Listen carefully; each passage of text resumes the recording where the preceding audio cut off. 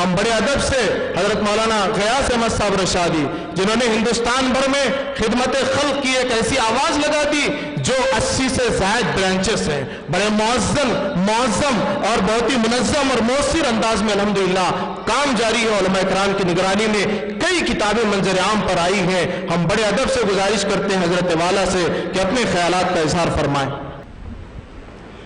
الحمدللہ رب العالمین والصلاة والسلام على سيد المرسلين محمد وآله وصحبه أجمعين، أما بعد، فقال الله تبارك وتعالى في القرآن المجيد: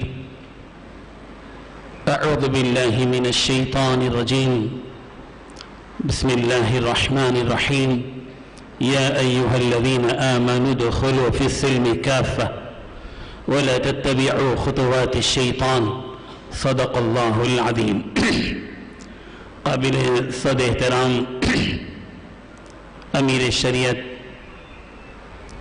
حضرت مولانا صغیر احمد خان صاحب دامت برکاتہم، محتمم دارالعلوم سبیل الرشاد بنگلور، و دیگر معزز و ممتاز علماء کرام، بزرگان محترم، اساتذہ مدرسہ، طلباء عزیز و پردہ نشین خواتین،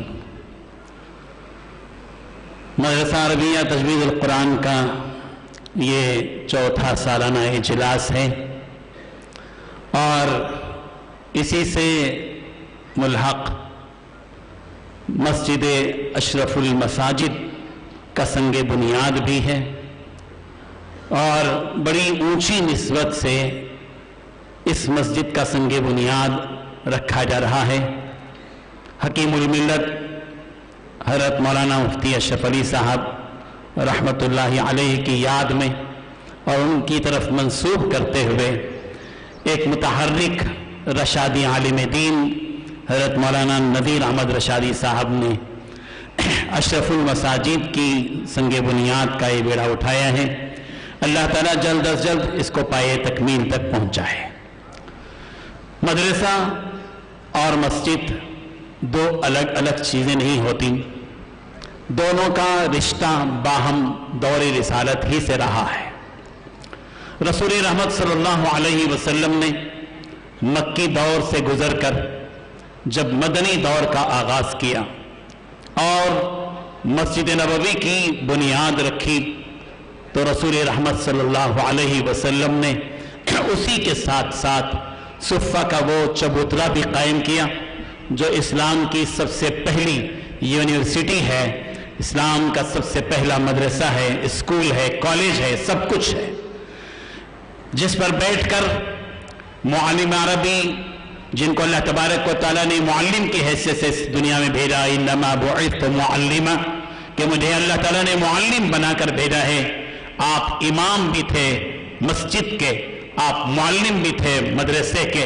یہ مدرسہ اور مسجد دونوں الگ الگ نہیں ہیں، دونوں ایک ساتھ دور رسالت سے رہے ہیں، اور آج تک بھی مدرسے کا مسجد سے اور مسجد کا مدرسے سے تعلق رہا ہے۔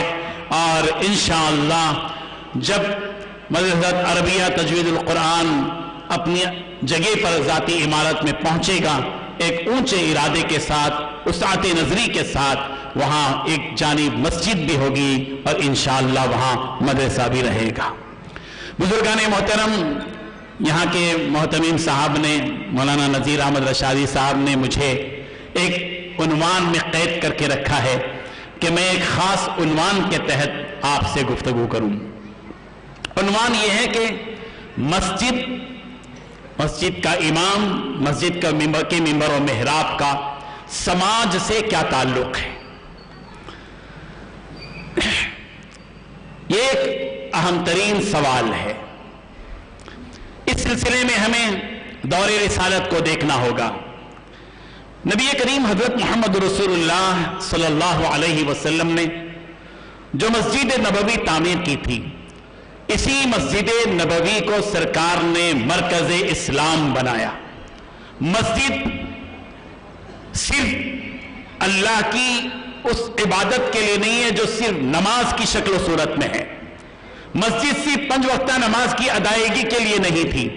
دور رسالت کی تاریخ گواہ ہے کہ پیارے پیغمبر حضرت محمد رسول اللہ صلی اللہ علیہ وسلم نے مسجد نبوی میں بیٹھ کر جو امور انجام دیے ان میں عقائد کی درستگی بھی تھی.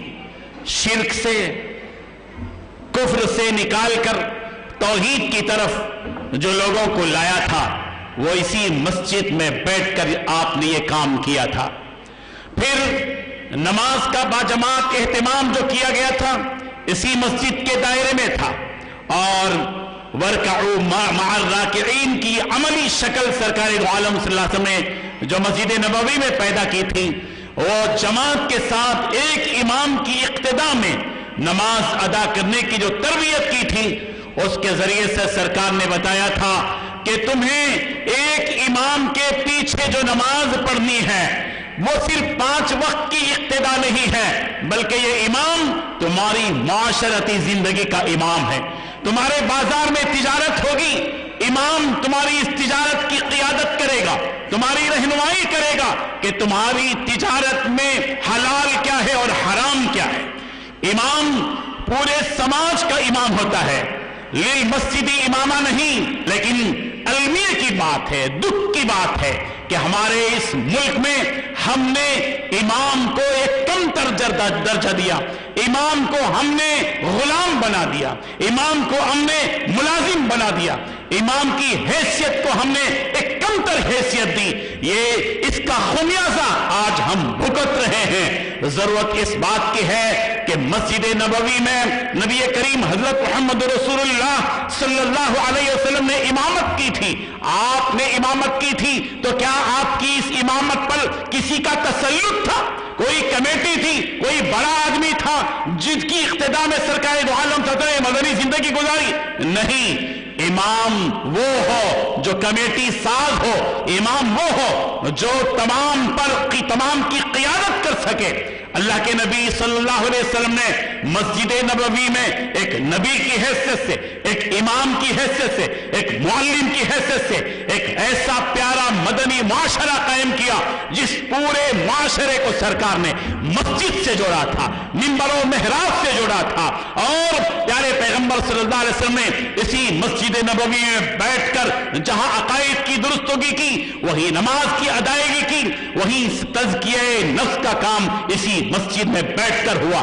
وہ لوگ جن کے دلوں کے اندر خباثتیں تھیں، وہ لوگ جن کے دل ابھی تک درست نہیں ہوئے تھے، پیارے پیغمبر نے مسجد نبوی کے دامن میں بیٹھ کر ان کا تزکیہ کیا، اور قرآن مجید نے اس کی گواہی دی. وَيُزَكِّيهِمْ سرکار نے تزکیے کا کام مسجد میں بیٹھ کر کیا.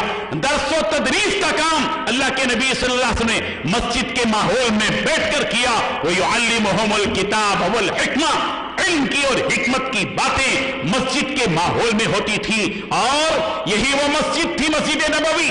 اس مسجد نبوی میں دنیا جہاں سے وفود آتے تھے، بڑے اور چھوٹے لوگ آتے تھے، مختلف قبائل کے لوگ آتے تھے، مختلف خاندانوں کے لوگ آتے تھے، اور پیارے پیغمبر صلی اللہ علیہ وسلم اسی مسجد نبوی میں بیٹھ کر ان وفود سے ملاقات کرتے تھے، اور لوگ آپ کی زبان مبارک سے کلمہ پڑھ کر مشرف اسلام ہوتے تھے. یہی وہ مسجد نبوی ہے جس مسجد نبوی میں پیارے پیغمبر صلی اللہ علیہ وسلم نے دین کی دعوت دی، توحید کی دعوت دی، عمل کی دعوت دی، آخرت سمجھائی، زندگی گزارنے کا سلیقہ اور طریقہ نبی کریم صلی اللہ علیہ وسلم نے اسی مسجد میں طریقہ سکھایا. یہی وہ مسجد نبوی ہے جس میں مہمانوں کی مہمان نوازی کی جاتی تھی، بھوکوں کو کھانا کھلانے کا نظم ہوتا تھا اسی مسجد میں. یہی وہ مسجد ہے جس مسجد میں سرکار نماز کی ادائیگی کے بعد لوگوں کی طرف رخ کرتے تھے، لوگوں کے چہرے پڑھتے تھے. بھوکے لوگوں کے چہروں کو پڑھنا اور پیارے پیغمبر صلی اللہ علیہ وسلم کا آواز دینا، ہے کوئی میرے اس مہمان کو، بھوکے مہمان کو کھانا کھلائے. یہ کام کہاں ہوا تھا؟ یہ کام مسجد کے دامن میں ہوا تھا، مسجد کے حصہ، مسجد کے دائرے میں ہوا تھا. यही वो मस्जिद है जिस मस्जिद में सरकार ने उखवत इस्लामी का काम किया था, भाईचारे का जो निजाम अल्लाह के नबी सल्लल्लाहु अलैहि वसल्लम ने तारीखी निजाम कायम किया था, वो मस्जिद नबवी में बैठकर किया था। आने वाले वो मुहाजिर जो मुसाफिर की हैसियत से आए थे और बेसहारा थे और कोई सामान जिंदगी का उनके हाथों में नहीं था, वो मुहाजिर बनकर मदीना आए थे और मदीने के अंसार दूसरी जानिब थे। अल्लाह के रसूल ने मुहाजिरीन और अंसार के दरमियान में मुवाहात का और भाईचार का जो प्यारा चारगी का जो प्यारा सिलसिला कायम किया था, वो मस्जिद नबवी में बैठकर किया था। यही वो मस्जिद नबवी है जिसमें अदालत का निजाम कायम किया गया था। सारे फैसले मस्जिद नबवी के दामन में हुआ करते थे। सारे फैसले, मुआशरती जिंदगी के फैसले, आइली जिंदगी के फैसले, कारोबार के सिलसिले के फैसले, आपसी मुनाजात तनाजुआत के फैसले जो हुआ करते थे मस्जिद नबवी के दामन में हुआ करते थे। यही वो मस्जिद नबवी है जिस मस्जिद में बैठकर अल्लाह के नबी सल्लल्लाहु अलैहि वसल्लम जिहाद की तैयारी करते थे। जिहाद के असबाब और वसाइल की तैयारी मस्जिद नबवी के दामन में बैठकर हुआ करती थी। यही वो मस्जिद नबवी है जिस मस्जिद नबवी में सरकार खिदमत खल्क का काम करते थे। यही वो बैतुल माल था जहां कौम के कमजोर तबकात की इमदाद के सारी शक्लें पैदा होती थी और उस सिलसिले में जो मुशावरत का काम होता था इसी मस्जिद नबवी के दायरे में हुआ करता था। सारी मुसालहतें जो होती थी आपस की, जहां तनाज़ुआत, वो भी मस्जिद नबवी के दामन में होते थे। काउंसलिंग का काम होता था मस्जिद नबवी में होता था। तरबियत का काम होता था मस्जिद नबवी में होता था। तहजीब और तमद्दुन जो सरकार ने मदीना मुनव्वरा में कायम की थी, ये तहजीब और ये तमद्दुन जो प्यारा कल्चर सरकार ने कायम किया था, इसी मस्जिद नबवी में बैठकर किया था। ये जरूरत इस बात की है कि हम प्यारे पैगंबर सल्लल्लाहु अलैहि वसल्लम के जमाने की उस मस्जिद के निजाम को मुल्क हिंदुस्तान में जिंदा करें। आज हमने हमारे मुल्क की मस्जिदों को 5 मिनट 1 घंटे की मस्जिद बनाई। 1 बजे मस्जिद खुलती है, 2 बजे मस्जिद बंद हो जाती है, फिर 5 बजे मस्जिद खुलती है, फिर बंद हो जाती है, फिर मगरिब और इशा के लिए खुलती है, फिर मस्जिद बंद हो जाती है। मस्जिद नबवी की तारीख उठाकर देखिए कि 24 घंटे का निजाम मस्जिद में था और मस्जिद नबवी खुली रहती थी उन सब के लिए जो टूटे दिल होते थे, उन सब के लिए जो दीन की तरफ आना चाहते थे। आज हमने अपनी मस्जिदों को बंद रखा तो दीन की तरफ कौन आएगा, इस्लाम की तरफ कौन आएगा। जरूरत इस बात की है कि मस्जिदों को समाज से जोड़ा जाए, मस्जिदों और पूरे समाज से मस्जिद के इमाम का ताल्लुक रहे। कौन है इमाम? इमाम का तस्वुर क्या है? इमाम जामिन होता है, जिम्मेदार होता है, इमाम कायद होता है, इमाम पूरी कौम की क़ियादत करने वाला होता है, इमाम रहनुमाई करने वाला होता है। इसलिए जरूर सरकार दो आलम सल्लल्लाहु अलैहि वसल्लम ने इरशाद फरमाया, अल मुअज़्ज़िनु दाइयुल्लाह वल इमाम नूरुल्लाह व अस्सुफूफ अरकानुल्लाह वल कुरआनु कलामुल्लाह। मुअज़्ज़िन अल्लाह की तरफ बुलाने वाला है। फअजीबू दाई अल्लाह, तुम अल्लाह की तरफ बुलाने वाले का जवाब दो। जब वह हय्या अला सलाह पुकारता है और महल्ले के शहर के सारे मुसलमान एक आवाज पर अगर 100% मुसलमान मस्जिद से जुड़े रहते और खड़े रहते और 5 वक्त के लिए हिंदुस्तान के पूरे 25 करोड़ मुसलमान आ जाते, तो क्या मजाल थी किसी कौम की और क्या मजाल थी किसी तबके की कि इसकी खिलाफ साजिशें करने की कोशिश और हिम्मत करे। बुजुर्गों, पिछली रविश को अब हमें छोड़ना होगा। मौसम बदलते हैं तो लिबास बदला जाता है, हालात बदले हैं तो हमें अपना मिजाज बदलना होगा, हमें अपना रवैया बदलना होगा। इस मुल्क में अगर इज्जत की जिंदगी जीनी है, इस मुल्क के अंदर फतह और कामरानी की जिंदगी गुजारनी है, इस मुल्क को अगर अमन और सलामती का गहवारा बनाने का अज़्म और इरादा है, तो हम सबको उठ खड़ा होना होगा। मस्जिदों के निजाम से अपने आप को जोड़ना होगा।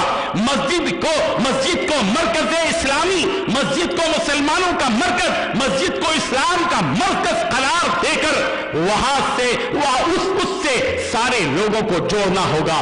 इमाम मस्जिद का इमाम नहीं, लिन्नासी इमामा, मस्जिद का इमाम पूरे लोगों का इमाम है। जिस महल्ले में जो इमाम इमामत कर रहा है याद रखिए वो इमाम सिर्फ नमाजियों का इमाम नहीं है, वो बेनमाजी का भी इमाम है, वो शराबी का भी इमाम है, वो फासिक और फाजिर आदमी का भी इमाम है। जब वो इमाम है उसकी जिम्मेदारी है कि अपने महल्ले के शराबी को नमाजी बनाए, अपने महल्ले के फासिक को नेक और मुत्तकी और साले बनाए, अपने उस महल्ले के उन गैर मुस्लिमों का भी वो इमाम है कि उनके करीब पहुंचकर अपने अखलाक और किरदार, अपनी हैसियत को उनके सामने बयान करे।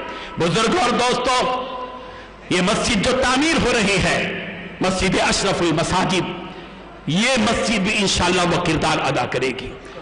हमारी नीयतें अगर वसी हों, हमारे नीयतों के अंदर अगर कुशादगी हो, तो इंशाअल्लाह ये जरूर काम होकर रहेगा। गुलबर्गा की सरजमीन में इतनी मसाजिद हैं, हमें अब उठकर खड़े हो जाना चाहिए। हमें अपनी मस्जिदों को अब सिर्फ नमाज की जगह नहीं बनाना है, हमें अब अपनी मस्जिदों के सिलसिले में अपने मिजाज को, अपना जो तरीक़ेकार रहा है, इसको खत्म करना है और मस्जिदों को खुला रखिए, मस्जिदों को खिदमत खल्क़ का मरकज बनाइए, मस्जिदों में गैर मुस्लिमों को करीब कीजिए, बुलाइए, मेहमान खुसूसी बनाइए, उन गैर मुस्लिमों के उन बड़े लोगों को जो जिम्मेदार किस्म के होते हैं, जुमा के मौके पर मेहमान खुसूसी की हैसियत से एक मखसूस मकाम पर बिठाइए। हमारे उलमा, हमारे मुफ्तियान किराम नाजायज का कोई फतवा आपको नहीं देंगे इंशाअल्लाह, इसकी इजाजत दी जाएगी। वक्त का तकाजा है कि हमारा हकीकी तारुफ उन गैर मुस्लिमों तक पहुंचे।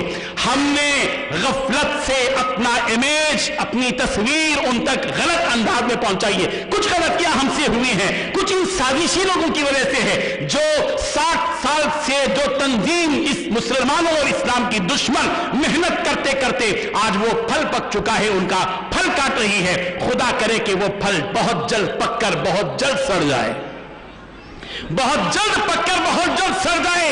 मुस्तकबिल मुसलमानों का है। हिंदुस्तान के हालात बद से बदतरीन हो सकते हैं। ये ज़लज़ले की कैफियत है, ज़ुल्ज़ुलों का वक्त आ चुका है। झिंझोरे हम जा रहे हैं, जाएंगे इंशाअल्लाह, लेकिन हकीकत यही है कि इस मुल्क में मुसलमानों का बहुत बड़ा मुस्तकबिल है। मुसलमानों का मुस्तकबिल मुसलमानों के हाथ में ये हिंदुस्तान है, इसीलिए तो वो घबराए हुए। उनकी घबराहट इस बात की दलील है कि मुसलमानों के पास इतनी ताकत है कि मुसलमान इस मुल्क में गालिब होने की हैसियत से होगा। फर्क यही है कि हमें अपने आप को भरपूर मोमिन बनाना होगा। वो अंतुमुल आलौन, तुम ही गालिब रहोगे। ये नहीं कहा गया इन कुंतुम मुस्लिमीन, अगर तुम मुसलमान रहो, नहीं, तुम्हारा इस्लाम ही मतलूब नहीं है। इस्लाम तो जाहिरी चीज है, ये कुर्ता, ये पाजामा, ये टोपी, ये 5 वक्त की नमाजें, ये तुम्हारा इस्लाम है। इन कुंतुम मोमिनीन, तुम गालिब रहोगे जबकि तुम्हारा इस्लाम ईमानी कैफियत में डूब जाए, जब तुम्हारे अंदर ईमानी कैफियत आ जाए, वो तवक्कुल, वो रुजू इल्लाह, वो इनाबत इल्लाह, वो अल्लाह तबारक व तआला की तरफ की मोहब्बत, उसका तकवा, परहेजगारी तुम्हारे दिलों के अंदर अब आ जानी चाहिए। और हर मुसलमान के कंधे पर अब जिम्मेदारी है इस बात की वो इस्लाम की तर्जुमानी करता रहे और इस्लाम से जुड़ता रहे, मस्जिदों को आबाद करे। लेकिन अलमिए की बात है कि हमारे मुल्क में सिर्फ 8% मुसलमान फजर की नमाज पढ़ते हैं। फजर की नमाज 8%, 7% मुसलमान नमाज पढ़ते हैं। 92% मुसलमान जब मुअज्जिन की अजान का जवाब देने के काबिल नहीं, तो फिर अल्लाह उनकी दुआओं को क्या सुनेगा। हमें अपने आप को बदलने की जरूरत है, समाज को मस्जिदों से जोड़ना है। मेरा ये पैगाम आज का आपकी खिदमत में है। हमारे असातिज़ाए किराम की मौजूदगी में मेरा आपके सामने इस कदर लबकुशाई करना यकीनन गुस्ताखी है, लेकिन मैं इस गुस्ताखी पर मजबूर इसलिए हूं कि हालात बहुत खराब हो चुके हैं। जिम्मेदारी बहुत बड़ी हमारे कांधों पर है, हमें उठना चाहिए और गैर मुस्लिमों के साथ हुस्न सलूक कीजिए। मैं एक अपील करके अपनी बात को खत्म करना चाहता हूं। आप यहां इतने हजरात जमा हैं, आज इस बात का आहद कीजिए कि आप में से हर एक अपने अखलाक से, अपने अच्छे मामलात से, अपने अच्छे कारोबार से, सच्चाई, अमानतदारी, वादा वफाई से आप 10-10 गैर मुस्लिमों के दिलों में अपनी हैसियत बिठाइए, उनसे दोस्ती कीजिए, उनके अंदर अखलाक दिल में पहुंचाकर उनको खुद इस बात की तरफ रागिब कीजिए कि वो इस्लाम और मुसलमानों को हकीकी माने में पढ़ने और इस्लाम कबूल करने के लिए खुद ब खुद आमादा हो जाएं। ये हम सबकी जिम्मेदारी है, हम मसऊल हैं, हम जिम्मेदार हैं। कल क़यामत के दिन एक दाई होने की हैसियत से और एक दाई नबी के उम्मती होने की हैसियत से हमसे मुआखदा और सवाल हो सकता है। अल्लाह करे कि जो पैगाम जो जिस अजीम नीयत के साथ अशरफुल मसाजिद की ये तामीर का आगाज किया जा रहा है और मदरसा अरबिया तजवीदुल कुरान अल्हम्दुलिल्लाह चल रहा है, बड़ी कोशिशों और फिक्रों के साथ माशाअल्लाह गुलबर्गा की सरजमीन में ये इदारा शाहराए तरक्की की तरफ जा रहा है। हमारे बड़े असातिज़े किराम यहाँ पर तशरीफ फरमा है, बड़े बड़े उलमा की सरपरस्ती और उनकी दुआएं इनके साथ है। इंशाअल्लाह हमारे लिए बड़ी खुशनसीबी की बात है कि आज हमारे दरमियान शहर कर्नाटक के मारूफ आलिम दीन साहिब निस्बत बुजुर्ग पीर तरीक़त हजरत मौलाना सगीर अहमद खान साहब रशादी दामत बरकातुहुम जो हम सबके असातिज़ा हैं। यहाँ स्टेज पर जितने उलमा बैठे हैं इन सबके हम सबके ये उस्ताद हैं और अल्हम्दुलिल्लाह अल्लाह ताला ने बहुत बड़ा काम लिया और ये हमारे लिए एजाज की बात है गुलबर्गा के लिए कि आप मोहतमिम हुए, 2-3 दिन हुए और इह्तिमाम के बाद का आपका ये पहला सफर है जो गुलबर्गा की तरफ हुआ है। हम तहे दिल से आपके ममनून हैं, मशकूर